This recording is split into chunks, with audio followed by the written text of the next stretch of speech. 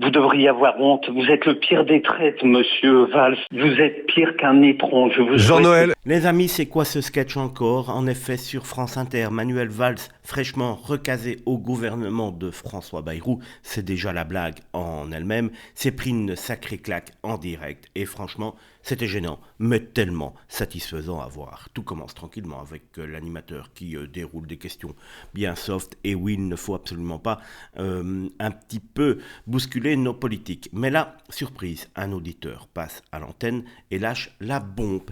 Et pas une petite, il a balancé, comme vous venez de l'entendre, à Valls. Vous êtes un étron. Oui, un étron. En plein direct, mais attendez, ce n'est pas fini. Il continue en le traitant de traître, de destructeur de la gauche, et la panique totale sur le plateau. Et oui, oh là là, le politiquement correct n'y est plus. L'animateur, rouge comme une tomate, coupe la ligne en speed et se justifie en bredouillant que normalement les questions sont filtrées. Bah oui, on filtre pour éviter que les gens disent ce qu'ils pensent vraiment. Parce que soyons honnêtes, ce que cet auditeur a dit, ça reflète ce que pas mal de Français quand même ressentent. Manuel Valls, c'est le gars qui revient toujours, même quand personne ne le veut. On parle quand même d'un mec qui a passé des années à zigzaguer entre les idéaux de gauche et les positions bien à droite, au point que plus personne ne sait vraiment où il se situe. Entre sa fameuse sortie sur les Blancos à Évry et ses positions controversées sur Israël, le gars traîne des casseroles plus bruyantes qu'une fanfare. Et le pire, il est de retour comme si de rien n'était à un poste où il est censé représenter les Outre-mer. Mais soyons sérieux 2 secondes. Qui peut croire que Valls est encore l'homme de la situation pour cette mission?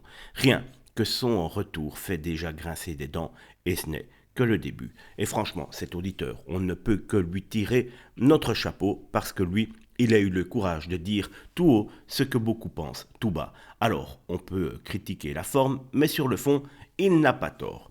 Voilà les amis, Manuel Valls au gouvernement, c'est comme une mauvaise série qu'on n'arrive pas à zapper.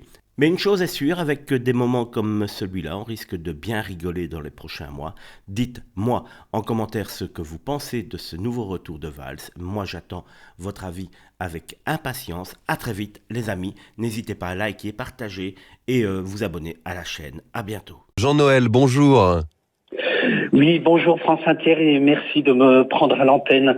Je voudrais dire à monsieur Valls qu'il a participé sous Hollande à la destruction de la gauche, qu'il a trahi le PS et son candidat Benoît Hamon, qu'il s'est exilé en Espagne et s'est fait jeter, qu'il cherche à se rallier à Macron et n'a pas été élu.